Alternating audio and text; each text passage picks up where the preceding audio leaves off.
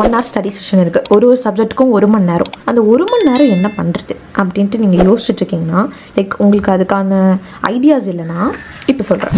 First உங்கள் சப்ஜெக்ட்டுக்கான ஹோம்ஒர்க்கை வந்து நீங்கள் பண்ணலாம். அடுத்து வந்து படிக்கலாம். அண்ட் ஏதாவது கான்செப்ட் வந்து உங்களுக்கு புரியலன்னா அதை வந்து புரிஞ்சுக்கலாம். இல்லைனா வந்து ரீகால் பண்ணலாம். படித்ததை வந்து மூடி வச்சுட்டு அதை வந்து யோசிச்சு பார்க்கலாம். என்ன படித்தோம், ஞாபகப்படுத்தி பார்க்கலாம் அப்படின்ட்டு உங்களுக்குள்ளேயே நீங்கள் வந்து சொல்லி பார்க்கலாம். இல்லைனா எழுதி பார்க்கலாம். இதெல்லாம் வந்து உங்களுக்கு நல்ல memorising technique and also study technique. நீங்கள் வந்து ஆக்டிவாக ஸ்டடீஸோடு என்கேஜ் பண்ணி நீங்கள் படிக்கலாம்.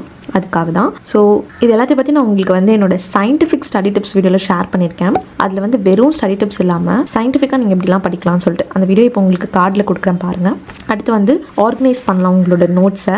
அந்த வாரம் திங்கக்கிழமையிலேருந்து வெள்ளிக்கிழமை வரைக்கும் நீங்கள் எடுத்த நோட்ஸ் எல்லா கிளாஸ் நோட்ஸ்லாம் வந்து பார்த்து ஆர்கனைஸ் பண்ணலாம்.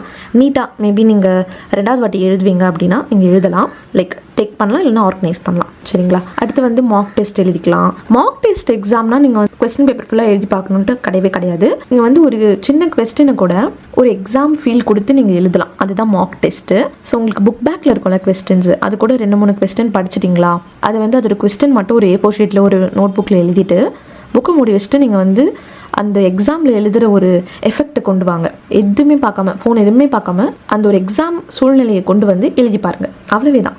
அது ஒரு கொஸ்டினாகவும் இருக்கலாம், 4-5 கொஸ்டினாகவும் இருக்கலாம். அடுத்து நீங்கள் ஜஸ்ட்டு கேஷுவலாக படிக்கலாம். இல்லைனா வந்துட்டு ஏதாவது டெஸ்ட் இருக்குன்னா அதுக்கு படிக்கலாம். போயமு, டேபிள்ஸு, வாழ்த்து அதெல்லாம் மெமரைஸ் பண்ணலாம். உங்களோட to do list, plans, ideas எல்லாமே உங்களோட ஸ்டடி பிளானரில் நீங்கள் பிளான் பண்ணிக்கலாம். ஸோ உங்களுக்கு நீங்களே ஜஸ்ட் ஒரு 10 ரூபா 15 ரூபா ரஃப் நோட்டில் உங்களோட ஓன் ஸ்டடி பிளானரை எப்படி கிரியேட் பண்ணுறது அப்படின்னு தெரியணும்னா ஸ்க்ரீனில் இருக்கிற இந்த வீடியோ பாருங்கள். இதில் கோல் செட் பண்ணுறதுலேருந்து ஸ்டெப் பை ஸ்டெப் உங்களுக்கான பிளானர் வந்துட்டு நீங்கள் கிரியேட் பண்ணுறது எப்படின்னு நான் ஷேர் பண்ணியிருக்கேன். ஏன்னா நீங்கள் பிளான் பண்ணிட்டீங்கன்னு வச்சுக்கோங்களேன், அது வந்து நீங்கள் ஒரு நல்ல பாசிட்டிவ் மைண்ட் செட் கிரியேட் பண்ணுறீங்க. உங்களுக்கு ஒரு மேப் போட்டு கொடுத்த மாதிரி. அகெயின் நம்மளோட படிப்பு வந்து ஸ்ட்ரெஸ் இல்லாமல் இருக்கிறதுக்கு பிளான் பண்ணுறது ரொம்ப யூஸ்ஃபுல்லாக இருக்கும். உங்களை நான் அந்த வீடியோவில் பார்க்குறேன். அது வரைக்கும் நல்லா படிங்க. Be positive and spread positivity.